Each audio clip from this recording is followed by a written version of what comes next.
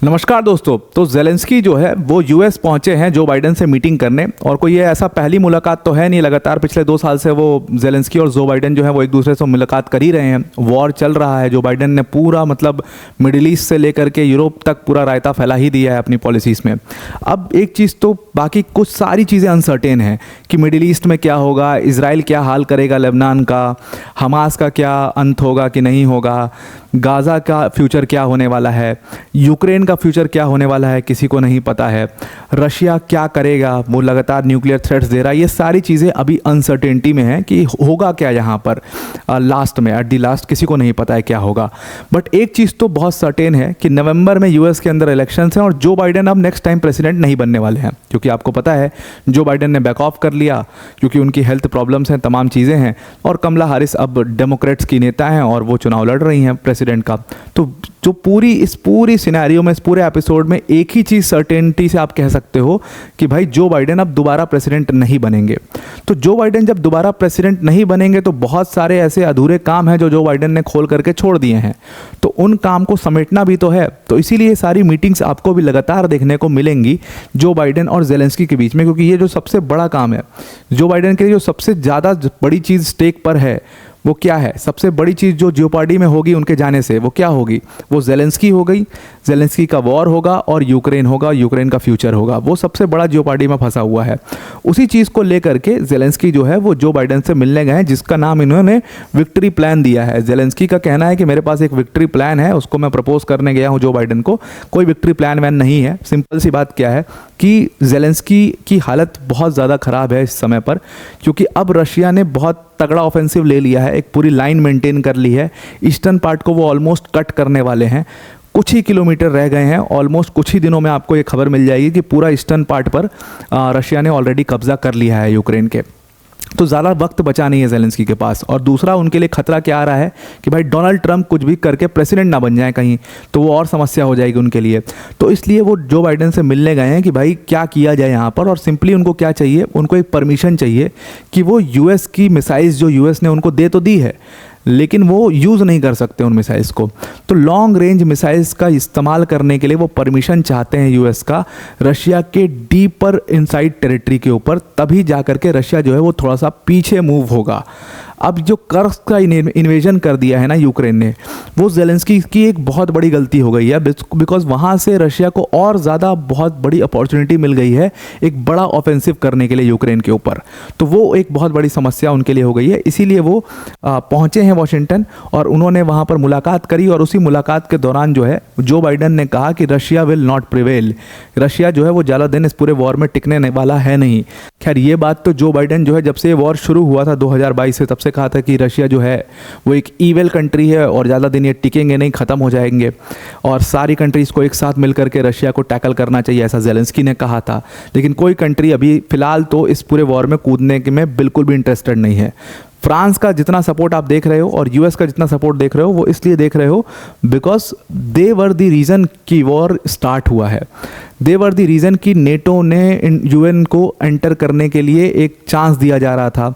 बार बार Ukraine की बात की जा रही थी, बार बार यूक्रेन के क्राइमिया की बात की जा रही थी, इन सारी चीज़ों की बात की जा रही थी। इस वजह से ये वॉर जो है पहली बार एग्जिस्टेंस में भी आया, क्योंकि लगातार नेटो वॉर जब आगे बढ़ रहा है तो ऑब्वियस सी बात है कि रशिया जो है वो ऑफेंडेड फील करेगा, और इसलिए ये पूरा अटैक देखने को मिल रहा है और इसीलिए ये लोग इतना ज़्यादा इंटरेस्टेड हैं इस पूरी चीज़ के अंदर। तो ये सब कुछ किया धरा किसका है, जो बाइडेन का है, और अब उसी को समेटने का टाइम अब आ चुका है।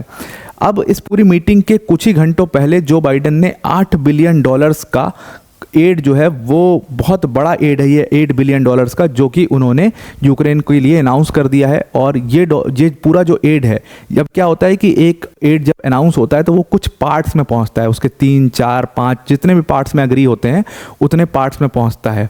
कुछ पैसे मिलते हैं, कुछ फंड्स पहुंचते हैं और कुछ का मिलिट्री एड उनको प्रोवाइड किया जाता है। इस तरीके से जो बाइडेन ने इस चीज़ को साफ कर दिया है कि ये एड जो है अब जल्दी से इन तक पहुंचाया जाए। और उसके बाद दोनों जो बाइडेन और जेलेंस्की की तरफ से अपने अपने स्टेटमेंट्स आए। जो बाइडेन ने कहा कि यूक्रेन प्रिवेल करेगा, रशिया जो है वो ख़त्म हो जाएगा, और जेलेंस्की ने कहा कि भाई हम दोनों तो भाई भाई हैं, हम दोनों एक दूसरे के साथ इस वॉर में शुरू से खड़े हैं, यानी कि यूक्रेन और अमेरिका शुरू से साइड बाय साइड खड़ा है, और मैं एक्सपेक्ट करता हूँ कि ऐसा ही सपोर्ट आगे भी रहे। रहे। अब इसमें आप देखोगे ना कि डोनाल्ड ट्रंप जो है वो एक सबसे बड़ी समस्या है यूक्रेन के ज़ेलेंस्की के लिए। डोनाल्ड ट्रंप क्यों सबसे बड़ी समस्या है?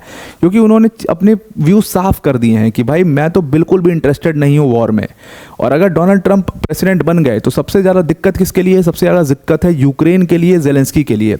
मेरे ख्याल से यूक्रेन से ज़्यादा दिक्कत ज़ेलेंस्की और उनके वॉर के लिए है, because already Ukrainian people are out of this war. 90% Ukrainians जो हैं वो इस वॉर को लड़ना नहीं चाहते, वो इस वॉर को कंटिन्यू नहीं करना चाहते। और तमाम ऐसे स्टेटमेंट्स और तमाम ऐसे ट्विटर पोस्ट वगैरह आपको दिख जाते हैं जहां पर लोग काफ़ी निराश हैं इस स्टेप से। हालांकि अब तो उन्होंने इसको अपनी नेशनैलिटी के ऊपर लेकर के इसको फाइट कर रहे हैं वो इस वॉर में, लेकिन जो ऐसी खबरें आई थी पहले कि 90% जो जुलाई के टाइम पर खबरें थी, और इसके ऊपर मैंने कवर भी किया था इस वीडियो को, कि 90% जो यूक्रेनियंस हैं वो इस वॉर को कंटिन्यू ही नहीं करना चाहते हैं। तो सबसे ज़्यादा नुकसान होगा वो ज़ेलेंस्की का और उनके वॉर का होगा। यहाँ पर अगर डोनाल्ड ट्रंप के व्यूज़ जो हैं वो बहुत क्लियर हैं कि मेरी पुतिन से अच्छी दोस्ती है, अगर मैंने बातचीत की होती, ऐसे स्टेटमेंट्स हैं उनके कि अगर मैंने बातचीत की होती तो ये वॉर होता ही नहीं।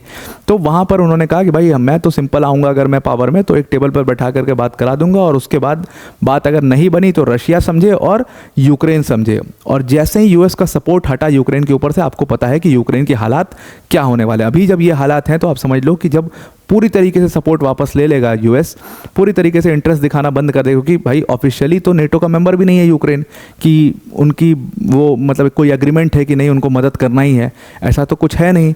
तो फिर जैसे ही यूएस का सपोर्ट वापस आएगा यूक्रेन से, तो आपको पता है उसकी स्थिति क्या हो जाएगी। अब आते हैं दूसरे इसके पर्सपेक्टिव पर। दूसरा पर्सपेक्टिव क्या है कि अगर चुनाव में जो बाइडेन नहीं आ रहे हैं और कमला हैरिस आ रही हैं, तो क्या कमला हैरिस का भी उतना ही सपोर्ट होगा जैसा जो बाइडेन का होगा? ये अपने आप में एक बहुत बड़ा सवाल है। ऐसा आप बिल्कुल भी मान करके मत चलिएगा कि जितना सपोर्ट जो बाइडेन कर रहे हैं यूक्रेन को या ज़ेलेंस्की को, उतना ही सपोर्ट कमला हैरिस भी करेंगी। ये लीडर टू लीडर डिपेंड करता है। फॉर एग्जाम्पल मैं आपको एक छोटा सा एग्जाम्पल देता हूँ सेम सिनेरियो का। सेम सिनेरियो क्या हुआ था कि 1979 में ईरानियन रिवॉल्यूशन हुआ था, और ईरानियन रिवॉल्यूशन के बाद आपको पता है कि ईरान में रुहुल्ला खोमेनी जो है वो पावर में आ गए थे, और ईरान में एक पूरी मतलब इस्लाम की सरकार बन गई थी पूरी तरीके से, आप समझ लीजिए उस चीज़ को। और उसके बाद क्या होता है कि इराक में उस समय पर सद्दाम हुसैन पावर में थे, और 1980 से ईरान और इराक में वॉर शुरू होता है। 8 साल ये वॉर बहुत लंबे टाइम तक चलता है। 1988 में फाइनली ये वॉर एंड हुआ था। सद्दाम हुसैन को उस समय पर यूएस ने सपोर्ट किया था।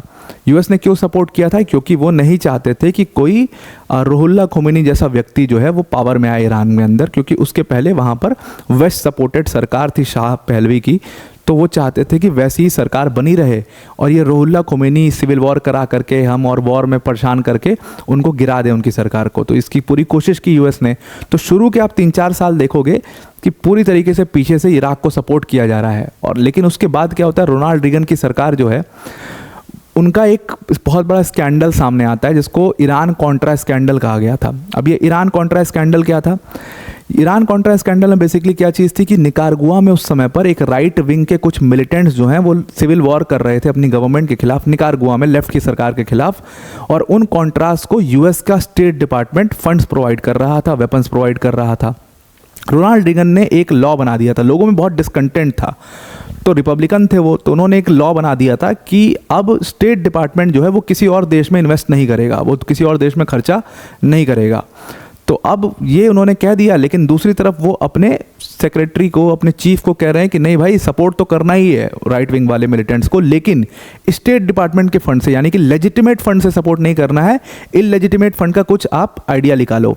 तो यूएस को इसीलिए वॉर इकोनॉमी जाना जाता है ना, कि वॉर से वो पैसा कमाते हैं हथियार वगैरह बेच करके। तो अब इललेजिटिमेट फंड्स आएंगे कहाँ से? ड्रग्स तो बेचेगा नहीं सरकार, तो सरकार क्या बेचेगी? सरकार वेपन्स बेचेगी। और वेपन्स की ज़रूरत किसको है? वेपन्स की ज़रूरत सबसे ज़्यादा उनको है जहाँ पर वॉर हो रहा है। तो अब वॉर उस समय इराक और ईरान के बीच में हो रहा था। इराक के पास ऑलरेडी ऑफिशियली आप अपने हथियार पहुंचा रहे हो, इराक को आप ऑफिशियली एक तरीके से मदद कर रहे हो, तो अनऑफिशियली आप किसको मदद करोगे? ईरान को करोगे। तो इन्होंने क्या किया कि हथियार ईरान को बेचे और ईरान को उसकी ज़रूरत भी थी, उसके बदले में इनको पैसा मिला, वो पैसा इन्होंने कॉन्ट्रास को निकारागुआ में दे दिया। जब ये स्कैंडल बाहर आया, that was the triggering point कि सद्दाम हुसैन एकदम से यूएस के खिलाफ हो गया, क्योंकि वो समझ गया कि एक तरफ ये लोग हमें सपोर्ट कर रहे हैं और हमें कह रहे हैं कि पूरा सपोर्ट आपके साथ है, और दूसरी तरफ वॉर के दूसरे फेज़ में ये ईरान को मुझे ही मारने के लिए गन्स प्रोवाइड कर रहे हैं और उसके बदले में पैसे ले रहे हैं। तो मतलब तो ये किसी के नहीं हुए। तो ये डिपेंड करता है लीडर टू लीडर, और ये डिपेंड करता है परिस्थितियों के ऊपर कि यूएस किसका सपोर्ट करेगा। तो ऐसा आप बिल्कुल भी मान करके मत चलिएगा। ऐसे बहुत सारे इंस्टेंसेस हैं कि यूएस ने लास्ट मिनट पर फ्लिप कर लिया है। ऐसे बहुत सारे इंस्टेंसेस आपको देखने को मिलेंगे। तो ये बिल्कुल भी श्योर मत मानिएगा कि कमला हैरिस आएंगी तो वो ज़ेलेंस्की को उतना ही सपोर्ट करेंगी जितना जो बाइडन कर रहे हैं। तो इन्हीं सारी परेशानियों को लेकर के ज़ेलेंस्की जो है वो वॉशिंगटन डीसी गए हैं कि भाई जब बाइडन चले जाएंगे तो कमला हैरिस का क्या स्टेक होगा और कमला हैरिस किस तरीके से सपोर्ट करेंगी। और सबसे पहली चीज़ तो कि क्या कमला हैरिस जीत पाएंगी डोनाल्ड ट्रंप के खिलाफ, क्योंकि सबसे ज़्यादा खतरा तो ज़ेलेंस्की को डोनाल्ड ट्रंप से ही है। तो ये मैंने आपको एक स्टेंस बताया। अब पिछले अगर आप कुछ सालों में मीटिंग्स देखोगे जो बाइडन और ज़ेलेंस्की के बीच में, तो आप समझ जाओगे कितनी घनिष्ठता है। कम से कम 11 बार ये दोनों मिल चुके हैं जब से 2022 में वॉर शुरू हुआ है। ज़ेलेंस्की जो है वो खुद 5वीं बार विजिट कर रहे हैं वॉशिंगटन। तो 2022 से आप लेकर के देख लो कि दो देशों के जो इस लेवल के नेता हैं वो 11 बार एक दूसरे से मुलाकात कर रहे हैं। तो आप समझ सकते हो किस लेवल की घनिष्ठता है। क्या इसी लेवल का सपोर्ट कमला हैरिस दिखा पाएंगी, वो एक बहुत बड़ा सवाल है। इस चीज़ को जो बाइडन भी बहुत अच्छे से समझते हैं, इसीलिए एंड टर्म में वो अपने जितना मदद हो सकता है, उनका तो साफ है कि भाई देखो मैं अब निकल रहा हूँ यहाँ से, मेरा टर्म ख़त्म होने वाला है, तो मेरे झोले में जितना सामान है उतना आप ले लो, उतनी मदद हो सकती है। बाद में आप समझो और कमला हैरिस समझें अगर वो जीत जाती हैं तो, या डोनाल्ड ट्रंप जीत जाते हैं तो वो समझें। इसीलिए इतना बड़ा यानी कि $8 बिलियन का बेल, $8 बिलियन का जो असिस्टेंस है, और ये $8 बिलियन का सिर्फ फंड्स का असिस्टेंस नहीं है, बल्कि इसके साथ साथ में काफ़ी बड़ा मिलिट्री असिस्टेंस भी यूक्रेन को एकदम लास्ट फेज़ में दिया जा रहा है जो बाइडन द्वारा, ताकि वो इस वॉर को फाइनली एंड कर पाएँ। लेकिन ये वॉर एंड होने वाला नहीं है, ये बात जो बाइडन के भी बहुत अच्छे से समझ है, और ये बात ज़ेलेंस्की को भी समझ में आती है। इसीलिए ज़ेलेंस्की जो है वो लॉन्ग रेंज मिसाइल्स की परमिशन लेने गए हुए हैं। फाइनली इसी फंड के तहत जो मिलिट्री असिस्टेंस ज़ेलेंस्की को दी जा रही है, उस मिलिट्री असिस्टेंस में उनको प्रिसीजन गाइडेड ग्लाइडेड बॉम्ब यानी कि जॉइंट स्टैंड ऑफ वेपन मिलेगा। और ये इसकी जो क्षमता है ये 130 किलोमीटर की होगी, मतलब इसकी जो रेंज है वो 130 किलोमीटर की होगी। तो ये मीडियम रेंज मिसाइल्स में आ जाएगा। तो ये यूक्रेन को प्रोवाइड किया गया है, और इसको जो है फाइटर जेट्स की मदद से जो है उसको ड्रॉप किया जाएगा, और इसका प्रिसीजन बहुत स्ट्रॉन्ग है, एकदम स्पेसिफिक टारगेट्स पर आप इसको यूज़ कर सकते हो। तो ये यूक्रेन को दिया जाएगा, और ये एक बहुत बड़ा अपग्रेड होगा यूक्रेन के लिए, क्योंकि यूक्रेन अभी तक सारे स्मॉल रेंजेस मिसाइल्स और वेपन्स का इस्तेमाल कर रहा था। लेकिन यूक्रेन का काम इस मीडियम रेंज मिसाइल से भी नहीं बनेगा। यूक्रेन का काम बनेगा लॉन्ग रेंज मिसाइल से, जो कि वो रशिया की डीपर इनसाइड टेरिटरी पर मार कर पाएगा। लेकिन भाई दूसरी तरफ यूएस जो है वो यूक्रेन को बिल्कुल भी नहीं चाहता है कि वो ये सारी चीज़ें रशिया के ऊपर इस्तेमाल करे, और इसीलिए यूक्रेन के ऊपर बैन लगा रखा है यूएस ने खुद कि आप लॉन्ग रेंज मिसाइल्स का इस्तेमाल जो है वो रशिया की जो डीप इनसाइड टेरिटरी हैं वहाँ पर आप उसका इस्तेमाल नहीं कर सकते हो, क्योंकि अगर आपने deeper inside Russian territory in weapons का इस्तेमाल किया तो रशिया तो न्यूक्लियर थ्रेट आपको दे ही रहा है खुलेआम, वो और ज़्यादा न्यूक्लियर थ्रेट दे करके वो न्यूक्लियर वेपन्स का इस्तेमाल करना भी शुरू कर देगा, और फिर बहुत दिक्कत हो जाएगी हमारे लिए भी और डेमोक्रेट्स के लिए भी, क्योंकि अभी इलेक्शन सर पर है और वो कोई भी ऐसा स्टेप नहीं उठाने वाले। तो जिसलिए ज़ेलेंस्की गए हैं वो काम बिल्कुल भी नहीं होने वाला है, और ये मीटिंग पूरी तरीके से एक फेलियर मान करके आप चलिए। बस जो फंड्स मिल रहे हैं, जो वेपन्स मिल रहे हैं, वो तो शुरू से मिल रहे हैं, वो लगातार मिलते रहेंगे जब तक जो बाइडन रहेंगे, या अगर डेमोक्रेट्स की भी गवर्नमेंट आती है तो वो फंड्स जो हैं वो मिलते रहेंगे इनको, उसमें कोई दिक्कत नहीं होगी। लेकिन इस तरीके की परमिशन जो ज़ेलेंस्की एक्सपेक्ट कर रहे हैं वो उनको बिल्कुल भी नहीं मिलने वाली। तो फाइनली आप ऐसा मान सकते हो कि ये वॉर अब अपने एंड फेज़ में है, और नवंबर के बाद इसका डिसाइसिव जो ब्लो है वो मतलब ज़ेलेंस्की को देखने को मिल जाएगा, और वो फाइनल डिसीजन, वो सीज फायर वगैरह जो भी होना है, जहाँ पर स्टेटस को है, जहाँ तक रशियन फोर्सेस पहुँच चुकी हैं, वो टेरिटरी रशिया में जानी है कि यूक्रेन में जानी, वो सब आपको नवंबर के बाद क्लैरिटी उसकी हो जाएगी। और आप ऐसा मान करके चलिए कि रशियंस तो वहाँ से वापस जाने वाले बिल्कुल भी हैं नहीं। तो जो स्टेटस को मेंटेन रहेगा वो उसी लाइन पर रहेगा, मतलब कि पूरा यूक्रेन का जो ईस्टर्न विंग है वो अभी रशिया के हाथ में है, और वो रशिया के हाथ में ही चला जाएगा, और वहीं पर ये सीज फायर साइन होना है। और नवंबर इलेक्शंस के बाद, रिजल्ट के बाद इन चीज़ों की क्लैरिटी बहुत क्लियर हो जाएगी। अगर डोनाल्ड ट्रंप आ जाते हैं तब तो पूरी तरीके से क्लियर है।